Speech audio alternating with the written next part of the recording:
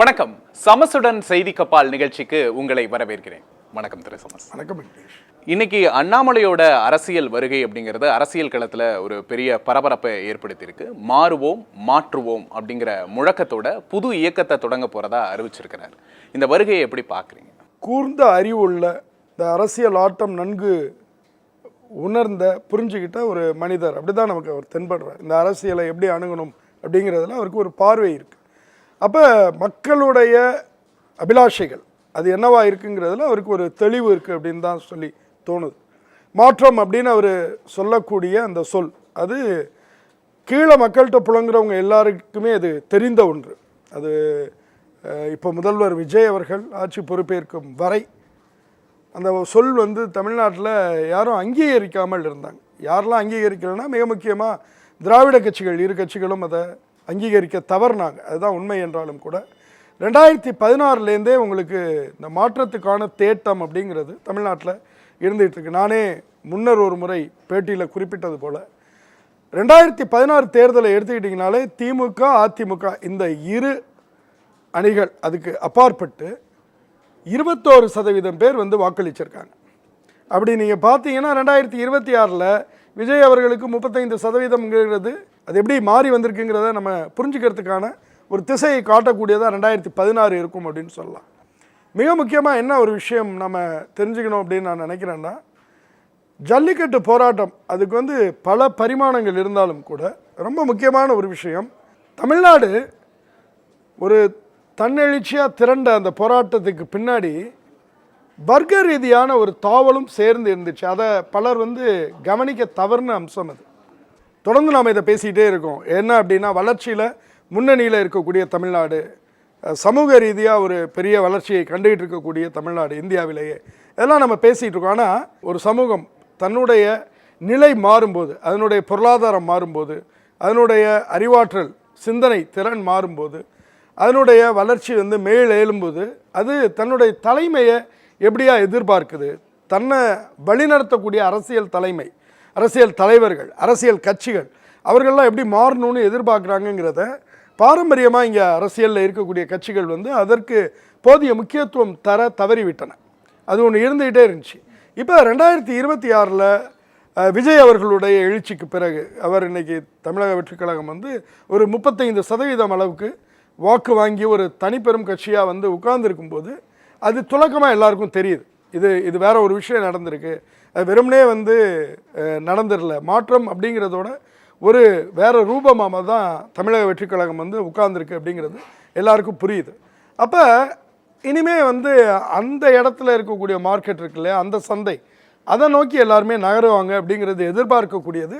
இனி இந்த அசைவுகள் எல்லாமே மாற்றம், இளைஞர்கள், அவர்களுக்கான ஊடகங்கள், அவர்களுக்கான பேச்சு, அவர்களுக்கான மொழி, இதை நோக்கி நகர்றதுங்கிறது தவிர்க்க முடியாதது. அந்த வகையில் தான் அண்ணாமலையுடைய அரசியல் புதிய கட்சி பிரவேசம் அதுவும் இருக்குது அப்படின்னு நினைக்கிறேன். அண்ணாமலையோட அரசியல் வருகை ரொம்ப ஆச்சரியமாக பார்க்கப்பட்ட ஒரு நிகழ்வு. ஒரு IPS அதிகாரி பதவியை ராஜினாமா பண்ணிட்டு ஒரு மாநிலத்துக்குள்ளே குறுகிய காலத்தில் தலைவராகி இந்த 6 வருஷம் அப்படிங்கிறது அண்ணாமலையோட பயணத்தை எப்படி பார்க்குறீங்க? திட்டவட்டமாக பாரதிய ஜனதா கட்சி இங்கே ஏதாவது ஒரு பரிசோதனை முயற்சிக்காக தொடர்ந்து அவங்க காத்திருந்த ஒரு தருணத்தில் தான் அண்ணாமலை வரார். அண்ணாமலையை பாரதிய ஜனதா கட்சியும், பாரதிய ஜனதா கட்சியை அண்ணாமலையும் ஒருத்தர் ஆற தழுவி அவர்கள் இருவருக்கும் இருந்த ஒரு பரிசோதனை களம். அவர் அரசியலுக்கு வரணும்னு நினைக்கிறார், இவர்களுக்கு வேறு ஒரு அரசியல் செஞ்சு பார்க்கலாம் அப்படிங்கக்கூடிய ஒரு எண்ணம் இருக்குது. அதற்கான ஒரு இணைவாக தான் அது நிகழ்ந்துச்சு. நீங்கள் சொன்ன மாதிரி மாற்றத்தை நோக்கிய ஒரு தேவை அப்படிங்கிறது எல்லாரையும் இந்த மாதிரியான ஒரு திசைக்கு கொண்டு போகுது அப்படின்னு சொன்னீங்க. ஏற்கனவே இங்கே திமுக, அதிமுகவை மறுத்துட்டு விஜய் அப்படிங்கிற ஒரு சக்தியை கொண்டு வந்திருக்கிறாங்க. இதில் அண்ணாமலைக்கான இடம் எப்படி இருக்கும் அப்படின்னு நினைக்கிறீங்க? அது நம்ம கொஞ்சம் எண்களுக்குள்ளார போனால் இது பரிபூர்ணமாக தெரியும் அப்படின்னு நினைக்கிறேன். நான் ஏற்கனவே இந்த 2026 தேர்தலுக்கு முன்பு பேசின ஒரு விஷயத்தில் நான் குறிப்பிட்டேன். இந்த தேர்தல் பெரிய அதிர்வுகளை உண்டாக்கும். அந்த அதிர்வுகளில் உண்டாக்குறதுல மிக முக்கியமான பாத்திரத்தை யார் வகிப்பார்கள் என்றால் 50 வயதுக்கு உட்பட்டவர்கள். அவர்கள் நம்முடைய தமிழ்நாடு வாக்காளர்களில் அவர்களுடைய எண்ணிக்கை சதவீதம் எவ்வளோன்னா 62% அப்படின்னு ஒரு புள்ளிவரம் சொன்னேன். அந்த 62% தான் இன்றைக்கி இப்போ அண்ணாமலையும் நோக்கி இழுக்கக்கூடியது. அப்போ அவர் என்ன நினைக்கலாம், நீங்கள் 62% வாக்காளர்கள் வந்து ஒரு 50 வயதுக்கு உட்பட்டவர்கள். அப்படி இருக்கும்போது அதை நம்ம எப்படி பிரித்து பார்க்கணுன்னா, 50 வயசுக்கு கீழேன்னு சொல்லிட்டிங்கனாலே அவங்க எம்ஜிஆர் ஆட்சியில் தான் பிறக்கிறாங்க. 1977 தான் 49 வயசுக்கு கீழே இருக்கிறவங்க பிறக்க முடியும். அப்போ அவர்களுக்கு ஒரு அரசியல் பார்வை புரிதல் அப்படிங்கிறது ஒரு 20 வயதில் வரதா வச்சுக்கிட்டோன்னா கூட அவங்க எங்கே தங்களுடைய பார்வையெல்லாம் செலுத்த ஆரம்பிச்சிருப்பாங்கன்னா 1997க்கு பிறகு. ஸோ அவர்கள் இங்கே பார்க்கக்கூடிய சமூகங்கிறது இன்றைக்கு திராவிட இயக்கம் அல்லது திராவிட கட்சிகள் இரண்டும் திரும்ப திரும்ப பேசக்கூடியது இருக்குல்ல. அன்னைக்கு தமிழ்நாடு எப்படி இருந்துச்சு, இன்றைக்கி இப்படி இருக்குது, அன்னைக்கு இருந்ததை நாங்கள் தான் மாற்றினோம், இந்த பெருமைக்கெல்லாம் உரிய திராவிட இயக்கம் தாங்கிறதெல்லாம் இருக்கு இல்லையா. இது எல்லாம் வந்து இதற்கு முந்தைய தலைமுறைக்கு தான் தெரியும். நான் பார்க்குறதே வந்து நேரடியாக திராவிட கட்சிகளோட ஆட்சியை தான் பார்க்குறேன். எனக்கு இப்போ இருக்கக்கூடிய நிலைமை இன்னும் மேம்படுறதுல தான் நீங்கள் என்ன செய்ய போகிறீங்கிறதுல அக்கறை இருக்குமே தவிர கடந்த காலத்தில் நீங்கள் என்ன செஞ்சீங்க அப்படிங்கிறதுல அக்கறை இருக்காது. அப்படி இருக்க வேண்டிய தேவையும் இல்லை. நான் உங்களுக்கு ஒரு ஓட்டு போட்டேன், நீங்கள் ஒரு காரியம் பண்ணீங்க, அல்லது நீங்கள் ஒரு காரியம் பண்ணீங்க அதுக்கு உங்களுக்கு ஒரு ஓட்டு போட்டேன், முடிஞ்சு. அதை சொல்லி எத்தனை வாட்டி கேட்டுக்கிட்டே இருப்பீங்க? அப்படி செய்ய முடியாது.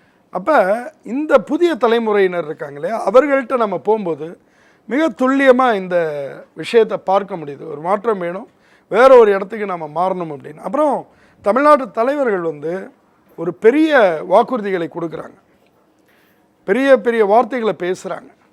அதை நம்பி தான் வந்து இந்த சாமானிய மனிதர்கள் வாக்களிக்கிறாங்க. ஆனால் அது செய்யலை, நடக்கலை அப்படிங்கும்போது அவர்களுக்கு இயல்பாகவே ஒரு ஏமாற்றம் வருது, விரக்தி வருது. அந்த விரக்தி வந்து அடுத்தது இன்னொரு மாற்றத்தை நோக்கி தான் அது செல்லக்கூடியதாக இருக்கும். அப்போ இதற்கான இந்த மாற்றம், அதுக்கான தேட்டம் வந்து எப்படி இருக்கும் அப்படின்னு சொல்கிறேன்னா, இந்த முறை விஜய் அவர்களுக்கு வாக்களிச்சிட்டதுனால இது இதோட இப்படி போயிடாது. இது தொடர்ந்து இதற்கான தேட்டம் இருக்கும். நான் சொல்ல வர்றது, வரலாற்றை எடுத்துக்கிட்டிங்கனாலே ஒரு புதிய சக்தியினுடைய வெற்றியை இன்னொரு புதிய சக்தி தான் வெல்ல முடியும். அப்போ ஒரு புதிய கட்சியை எதிர்கொள்ளக்கூடிய ஆற்றல் யாருக்கு இருக்கும்னா இன்னொரு புதிய கட்சிக்கு தான் இருக்கும். ஒருவேளை ஏற்கனவே இருக்கிற அந்த பழைய கட்சி வந்து தன்னை புதுப்பிச்சுக்கிட்டால் அந்த இடத்துக்கு வர முடியும். ஆனால் ஒரு புதிய கட்சியை இன்னொரு புதிய கட்சியால் தான் வெல்ல முடியும். இது வந்து நம்ம சமூகத்திலே இருக்கும்போது இதை நம்ம உணர மாட்டேங்கிறோம். அது வெளியிலேருந்து நமக்கு பார்க்கும்போது அது துலக்கமாக தெரியும். இப்போ வங்கத்தை நீங்கள் நேராக பாருங்கள். வங்கத்தில் என்ன நடக்குது? காங்கிரஸ் ஆட்சி இருக்குது. காங்கிரஸை வீழ்த்தி கம்யூனிஸ்டுகள் வராங்க. கம்யூனிஸ்டுகளை வீழ்த்தி திரிணாமுல் காங்கிரஸ் வருது. திரிணாமுல் காங்கிரஸ் அதை வீழ்த்தி பாஜக வருது. ஏன் வந்து ஒரு கட்சியை வீழ்த்தி இன்னொரு கட்சி வந்ததுக்கப்புறம் திருப்பி இன்னொரு கட்சி வர மாட்டேங்குது? போதுமான அளவுக்கு வங்காளிகள் வந்து அங்கே என்ன கொடுக்குறாங்கன்னா உங்களுக்கு அவகாசம் கொடுக்குறாங்க. இது வெற்றி தோல்வி சம்மந்தப்பட்ட விஷயம் இல்லை. இப்போ தமிழ்நாட்டில் நடந்த தேர்தல்கள் 50 ஆண்டு தேர்தல்ங்கிறது வெற்றி தோல்வி சம்மந்தப்பட்ட விஷயம். ஆனால் 2026 இங்கே நடந்திருக்கக்கூடிய மாற்றம்ங்கிறது வெறுமனே வெற்றி தோல்வி சம்மந்தப்பட்ட விஷயம் அல்ல. இது ஒரு புதிய கட்சியினுடைய எழுச்சி. 1967 திமுக அப்படின்னு ஒரு புதிய சக்தி வருது. அதை வெல்வதற்கு 1977 அதிமுகன்னு ஒன்று தான் வர முடிஞ்சே தவிர மறுபடி காங்கிரஸால் முடியலை. அப்போ 2026 தாவேகா அப்படின்னு ஒரு கட்சி வந்திருக்கு அப்படின்னா அதை வெல்வதற்கு இன்னொரு கட்சி தான் வர வேண்டும். ஒருவேளை அது புதிய கட்சியாக இல்லை அப்படின்னு சொன்னால் திரிணாமுல் காங்கிரஸ் போல் ஏற்கனவே இருக்கக்கூடிய பழைய அமைப்பு தன்னை புதுப்பித்து கொள்ளணும். அது ஒரு புது அடையாளத்தோட பேர் மாறணும்னு கூட இல்லை. திமுக திரும்ப தாவேகா எதிர்கொள்ளக்கூடிய அந்த இடத்துக்கு வர முடியுமா? வரலாம். ஆனால் முற்றிலுமாக அது தன்னை புதுப்பித்து கொண்டால் மட்டுமே வர முடியும். அது திமுகவாக இருந்தாலும் சரி, அதிமுகவாக இருந்தாலும் சரி, எல்லா இறகுகளையும் பீத்து போட்டுவிட்டு புதிய இறகுகளோடு வந்தால் மட்டும்தான் அந்த பறவைகள் இனி பறக்க முடியும். அதே தான் அண்ணாமலை இன்னைக்கு வந்து சித்தாந்தத்தை புதுப்பிக்கலைன்னா தாக்கு பிடிக்க முடியாது அப்படின்னு சொல்கிறாரு. அதை அந்த மாதிரியான ஒரு கருத்தை எடுத்துக்கலாமா? சித்தாந்தம் அப்படிங்கிறது கூட ஒரு பெரிய சொல், கருத்து அப்படின்னே வச்சுக்கலாமே. ஒரு ஐடியா வந்து அது காலத்துக்கு ஏற்ற மாரி மாறியே தான் ஆகணும், தன்னை புதுப்பிச்சுக்கிட்டே தான் ஆகணும். திராவிட கட்சிகள் வந்து 50 ஆண்டுகள் வந்து இங்கே ஆட்சியில் இருந்திருக்காங்க அப்படின்னா அவர்கள் கடந்த காலத்துலலாம் புதுப்பிச்சுக்கிட்டு தான் வந்திருக்காங்க. அண்ணாமலையோட பேச்சில் இன்னைக்கு நிறைய ஹைலைட்ஸ் இருந்தது. பிம்ப அரசியலுக்கு முடிவு கட்டணும், அது ஒரு அரசியல் ரீதியாக அவர் ஒரு புதிய சந்தைக்கான ஒரு புதிய பொருளை உருவாக்குறார் அப்படின்னு தான் பார்க்குறேன். ஆனால் அது அவ்வளோ அவருடைய கடந்த கால வரலாற்றோட நாம் ஒப்பிட்டு பார்க்கும்போது அவரோட இயல்போட அதை பொருத்தி பார்க்கக்கூடியதாக எனக்கு தெரியலை. ஏன்னா அவரே தன்னை ஒரு பிம்பமாக உருவாக்கி கொண்டவர் தான். மோடிக்கிட்டே ஒரு இது பிம்ப அரசியல் உள்ள ஒரு மாநிலம் அப்படின்னு சொல்லி தான் தனக்கு ஒரு ஒரு எக்ஸ்ட்ரா பவர் அவர் வாங்கிக்கிறார். அப்படி இருக்கும்போது அவர் அந்த பிம்ப அரசியலுக்கு எதிராக என்று பேச வேண்டிய நிர்பந்தம் எங்கேருந்து வருதுன்னா, விஜய் மாதிரி ஒரு பெரிய இன்னொரு பிம்பம் வந்து ஆட்சியில் உட்கார்ந்துருக்கிறது அப்படிங்கிறது தான். அதோட பிம்ப அரசியலால் அவரால் போட்டி போட முடியாது. நீங்கள் பிம்பத்தை பிம்பத்தால் வெல்லணுன்னா அதுக்கு அளவுக்கான அந்த அவரே அதில் சொல்கிறது போல், நான் ஒரு நட்சத்திரம் கிடையாது, எனக்கு ஒரு பெரிய புகழ் வட்டம் கிடையாதுன்னு அவர் சொல்கிறது போலவே அந்த தன்மையில் அவர் அந்த காம்படிஷனில் போக முடியாதுன்னு முடிவு பண்ணிட்டார் அப்படின்னு கூட வச்சுக்கலாம். அதனால் அந்த ஆட்டத்தை நிராகரிச்சிட்டு களத்துக்கு தனக்கு வசதியான, என்னால் கீழே போக முடியும், மக்களை சந்திக்க முடியும், மக்களோட போராட முடியும், அவங்களோட ஓட முடியுங்கிற இடம் இருக்கு இல்லையா, அந்த இடம் நோக்கி தன்னுடைய அரசியல் ஆட்டத்தை அவர் மாற்றுறார் அப்படின்னு வச்சுக்கலாம். நல்லது. நான் என்ன நினைக்கிறேன்னா, மனிதர்கள் ஒரு விஷயத்தை மாற்றி பேசும்போது, நல்ல விதமாக மாறும்போது நான் என்ன நினைப்பேன் அப்படின்னா, அது வரவேற்புக்குரியது அப்படின்னு நினைப்பேன். ஒரு புதிய கட்சி அப்படின்னு போகும்போது ஒரு புதிய சிந்தனையோட ஒரு புதிய அணுகுமுறையும் வந்தால் நல்லது தானே. இனி அவருக்கு ட்ராக்ல என்னென்ன மாதிரியான சவால்கள்லாம் இருக்கும்? அவருக்கு வந்து வாழ்நாள் முழுக்க போராடுவதற்கான பெரிய சுமையாக பாஜகவுடனான அவருடைய கடந்த கால உறவு இருக்கும். அது முதலாவது. இரண்டாவது விஷயம், அவருக்கான பெரிய சவாலாக எது இருக்கும் அப்படின்னு சொன்னால், அமைப்பு ரீதியாக அவர் ஒரு கட்சி தலைவராக இருந்தார், ஒரு செல்வாக்கு மிக்க வசீகரமாக இளைஞர்கள்ட்ட தன்னை நோக்கி இழுக்கக்கூடிய அளவுக்கு செயல்பட்டார் அப்படின்லாம் இருந்தாலும் கூட, அவருக்கு இருக்கக்கூடிய வேறொரு பிரச்சனை என்ன அப்படின்னா, கல அளவில் அமைப்பை வந்து வெற்றிகரமாக அவர் கையாளலை அப்படிங்கிறது. அமைப்பு கட்டமைப்பை ஒழுங்காக அவர் கையாளலை. ஏற்கனவே இருந்த நிர்வாகிகள், கட்சிக்காரர்கள் அவர்களையும் இவர் புதுசாக கொண்டு வந்த ஆட்களையும் இணைஞ்சு பணியாற்றுவதில் அப்படி ஒரு சிஸ்டத்தை அவரால் கிரியேட் பண்ண முடியலை வெற்றிகரமாக அப்படிங்கிறது அவர் மேலான ஒரு பலவீனம் அல்லது விமர்சனமாக பார்க்கப்பட்டுச்சு.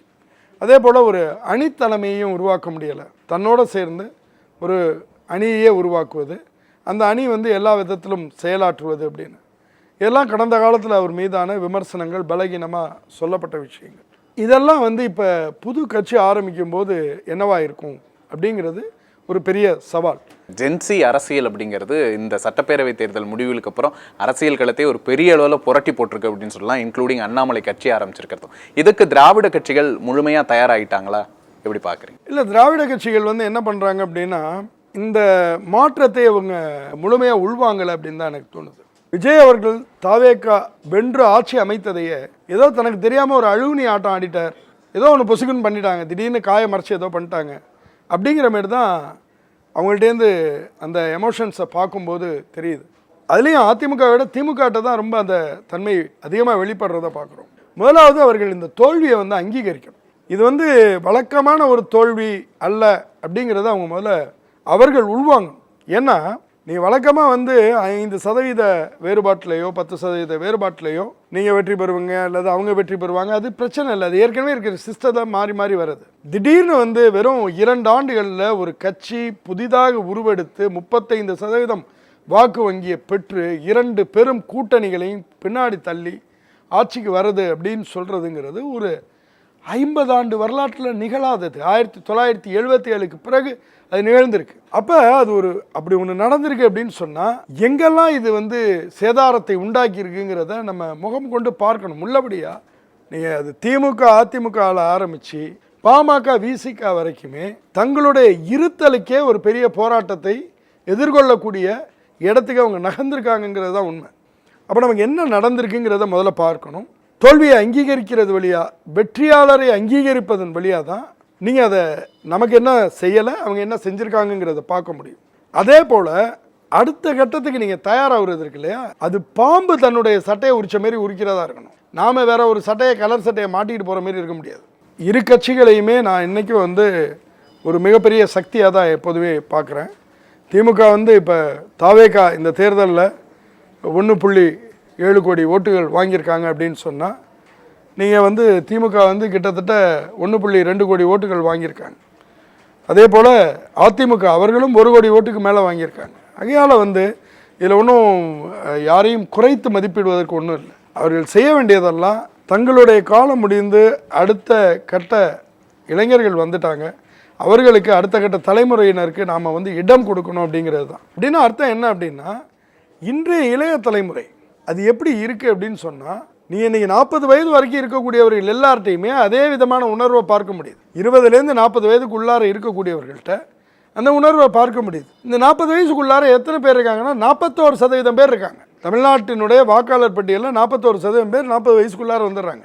அதுவே ஒரு பெருந்தொகையான மக்கள் கூட்டம். அப்போ அவங்க என்ன சொல்கிறாங்க அப்படின்னா, இந்த விளையாட்டில் இனி எங்களுக்கு விருப்பம் இல்லைன்னு சொல்கிறாங்க. எங்களுக்கான இடம் எங்கே இருக்குன்னு கேட்குறாங்க. இப்போ அவர்களுக்கு தாவேகா ஏன் அவ்வளோ இணக்கமாக தெரியுது இளைஞர்களுக்குன்னா, இந்த விளையாட்டில் பங்கேற்பதற்கு எனக்கு அது வாய்ப்பளிக்குது. தாவேகாவில் நான் போய் இணைகிறது வழியாக எனக்கு ஒரு வாய்ப்பு கிடைக்கும். நான் அரசியலில் போட்டியிட முடியும். நான் என்னால் ஒரு கவுன்சிலராக போட்டியிட முடியும், எம்எல்ஏவாக போட்டியிட முடியும், எம்பியாக போட்டியிட முடியும். அந்த களத்துக்குள்ளார நான் நுழைய முடியும்னு. திமுக அதிமுகவில் அந்த வாய்ப்பு இல்லைங்கிறது தான் உண்மை. நீங்கள் அங்கே இளைஞர்கள் அப்படின்னு சொல்லும்போது யாரை கொண்டு வரீங்கன்னா வாரிசுகளை கொண்டாந்து இறக்குறீங்க. இவர் இளைஞர் இல்லையாங்கிறீங்க. இது அவனை மேலும் கோவப்படுத்துது. இப்படி ஒவ்வொரு பிராந்தியத்துக்கும் ஒவ்வொருத்தர் தூக்கி காமிச்சா எப்படி இருக்கும்? அதை உள்வாங்கவே இல்லை அவங்க. அதுக்கு பதிலாக என்னென்னா, இளைஞர்கள் இருக்கிறவங்கள வச்சு கூட்டம் போடுறது வழியாகவும், அவர்களை வச்சு நம்ம பேச வைக்கிறது வழியாகவும், அவர்களுக்கு ஏற்ற மொழியில் பேசுகிறேன்னு சொல்லி ஆங்கிலத்தை கலந்து கலோக்கியலாக அறிக்கைகளை எழுதுறது வழியாகவும் அதை மாற்றிட முடியாது. மொழிங்கிறது அது சிந்தனையில் இருக்குது, சிந்தனை வெளிப்பாட்டில் இருக்குது. உங்களுடைய சிந்தனை வெளிப்பாடே மாறணும்னா சிந்தனை மாறணும். மொழி மாறணும்னா, இயல்பாக மாறணும்னா சிந்தனை மாறணும். நீங்கள் அறிக்கை எழுதி கொடுக்குறவரை மாற்றுறீங்க, அது என்ன மாற்றத்தை உண்டாக்கும்? புதிய கட்சிகளுக்கான தேவைங்கிறது இனிமே மேலும் அதிகரிக்கும் அப்படின்னு தான் நான் நினைக்கிறேன். காரணம் என்னென்னா, தமிழ்நாடு போன்ற ஒரு மாநிலம், இது கிட்டத்தட்ட ஒரு 8 கோடி மக்கள் இருக்கக்கூடிய ஒரு மாநிலம், இது அன்னியில் உலகம் முழுக்க விரிஞ்சு இருக்கக்கூடிய ஒரு சமூகம். இதுக்கான ஆஸ்பிரேஷன்ஸ், இதுக்கான இமேஜினேஷனுக்கெல்லாம் அது வெவ்வேறு விதத்தில் அரசியலில் ஈடுபடுறதுக்கு 100 கட்சிகளுக்கு மேலே வரலாம். அதுக்கேற்ற சிந்தனையெல்லாம் இருக்கக்கூடிய ஒரு சமூகம் தான் இது. அது ஏன் அவ்வளோ வரல அப்படின்னு சொன்னால், தனக்கு அங்கே இடம் இல்லைன்னு நினச்சிது, அதனால் வரல. இனி அது வரும், அதிகமாகவே வரும்.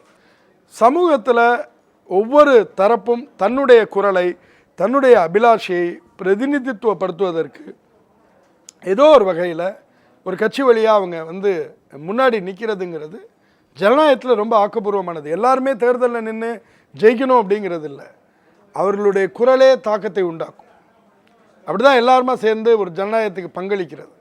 ஆகையால் புதிய கட்சிகள் யார் ஆரம்பித்தாலும் அவர்கள் ஒரு புதிய கூட்டத்தை அழைத்து வருகிறார்கள், அரசியல் பேச வைக்கிறார்கள் என்னும் அளவில் அது ஆக்கப்பூர்வமானது. விஜய் ஏற்படுத்தின மாற்றத்தை பார்த்து விஜயோட இடத்த குறி வச்சு அண்ணாமலை வந்திருக்கிறார் அப்படின்னு எடுத்துக்கிட்டாலும், அண்ணாமலையோட வருகை அப்படிங்கிறது யாரையெல்லாம் பாதிக்கும்? அண்ணாமலையுடைய வருகை இப்போ விஜய் ஏற்படுத்தியது போன்ற ஒரு தாறுமாறான மாற்றத்தை உண்டாக்குமா அப்படின்னு கேட்டால், அப்படி உண்டாக்கும் அப்படின்னு நான் உடனடியாக எதுவுமே சொல்ல மாட்டேன். காரணம் என்ன அப்படின்னு சொன்னால், இந்த படம் ஏற்கனவே ஓடின படம் தான் நம்ம பார்த்துருக்கோம். இப்போ இது ரீரிலீஸ் ஆகுது. எது எப்படியாக இருந்தாலும் அது அவர் வாங்கக்கூடிய ஓட்டுகள் இடங்களாக மாறுதா, அது எவ்வளோ பெரிய மாற்றத்தை அவருக்கு தரும் அப்படிங்கிறதெல்லாம் தாண்டி, அவர் வாங்கக்கூடிய எந்த வாக்கும் திமுக அதிமுகவை கடுமையாக பாதிக்கும். ஏன்னா இந்த 2026 தேர்தல் நமக்கு கொடுத்துருக்கக்கூடிய காட்சி என்ன அப்படின்னா, 35% கிட்டத்தட்ட விஜய் அவர்களுடைய தமிழக வெற்றி கழகம். அதுக்கு அடுத்தது திமுக ஒரு 24%, பிறகு அதிமுக 21%. இப்படி ஒரு காட்சி கிடைக்குது. இதில் இந்த மாற்றத்துக்காக வாக்களிப்பவர்கள் அப்படிங்கிறவங்க தமிழ்நாட்டில் எப்போதுமே ஒரு 15% பேர் இருக்காங்க. அப்போ நான் என்ன சொல்லுவேன் அப்படின்னா, நீங்கள் சற்றேறத்தாழ எப்படி குறைச்சி மாற்றி வச்சுக்கிட்டிங்கனாலும் தாவேகா, திமுக, அதிமுக இவங்க எல்லாருமே இந்த 20+ அப்படிங்கிற ஒரு மார்க்கில் வந்துடுவாங்க. 3 கட்சிகளுமே அதை ஒரு குறைந்தபட்சம் அந்த வாக்குகள் வச்சுருக்காங்க. இப்போ இதில் தாவேகாவோட கூட்டணிங்கிறது புதுசாக போய் சேர்ந்துருச்சு. இப்போ அந்த 35 ஏற்கனவே அவர் வைத்திருக்கக்கூடிய அந்த 35% அவருடைய வாக்குகள் குறைந்தாலும் அவர் உருவாக்கக்கூடிய கூட்டணி, காங்கிரஸ் இன்னும் பிற இந்த அமைப்புகள் எல்லாம் சேர்ந்து உருவாக்கக்கூடிய கூட்டணிங்கிறது விஜய்க்கு அந்த 30+ அப்படிங்கிற இடத்த தக்க வைக்கும். அப்போ இந்த இரு கட்சிகளும் அதை தாண்டி போகிறதுக்கு இவர்களால் கூட்டணி கட்டணுங்கிற இடம் இருக்கு இல்லையா, அதுக்கோ அல்லது இவர்களை நோக்கி இழுக்கிறதுக்கு ஓட்டுகளை இழுக்கணும் இல்லையா, அந்த மாற்றத்துக்கான ஓட்டுகள் அந்த சந்தையில் அண்ணாமலை குறுக்க வந்துடுவார். இன்றைக்கி முதலமைச்சர் விஜய் அவர்கள் செய்தியாளர்களை சந்திக்கலை, அவர் பேசலை, இன்னும் எதுவும் பதிலளிக்கலை, இதெல்லாம் சொல்லப்படுது. அல்லது அவர் எழுதி வச்சு படிக்கிறார், இந்த விஷயம்லாம் திமுக தரப்பில் பேசப்படுது. இன்னொரு பக்கம் உதயநிதியும் அதே இடத்துல தான் இருக்கிறார். அவர் இயல்பாக பேசக்கூடியவராக இருந்தாலும் கூட நமக்கு வெளிப்படுறதுங்கிறது அப்படி தான். அவர் எழுதி வச்சு தான் படிக்கிறார். அப்படி தான் அவரும் செய்தியாளர்களை இலகுவாக எல்லாரோடையும் உட்கார்ந்து பேசக்கூடிய செய்தியாளர்களை சந்திக்கக்கூடியவர் கிடையாது.